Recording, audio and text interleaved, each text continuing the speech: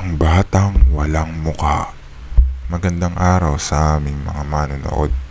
Nandito na ulit ang Ben Horror TV na maghahatid sa inyo ng kakilakilabot na mga istorya. Atin nang sisimulan ang istorya. Magandang araw po, Ben Horror TV. Ako po si Mark. Nais ko lamang pong ibahagi sa inyo ang aking karanasan noong ako ay nasa elementarya pa lang. Marami akong kaibigan noon, Mang Ben. Madalas kami naglalaro noon pagkatapos ng klase. Wala namang nangyayaring kakaiba noon. Ngunit nagbagong lahat noong naglaro kami ng taguan sa abandonadong silid-aralan sa bandang likod ng aming paaralan.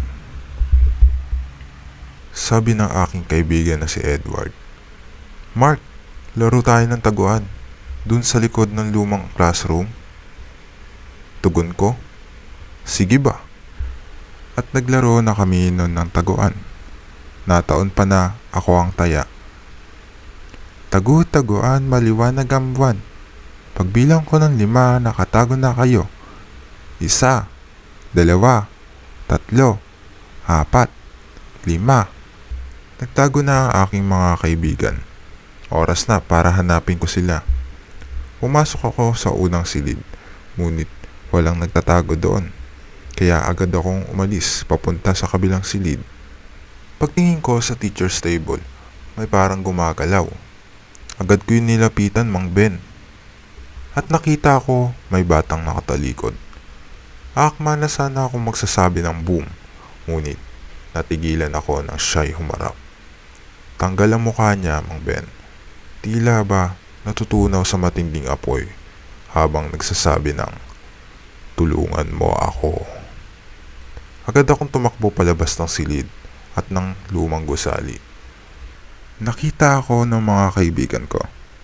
Nabalisa at di mapakali. Agad silang lumapit sa akin at tinanong kung anong nangyari. Natakot kami lahat kaya di na kami muli naglaro sa lugar na iyon. Yun lamang po, Mang Ben. Maraming salamat po sa pag-feature ng storya ko sa channel nyo. Maraming salamat rin sa inyong pakikinig.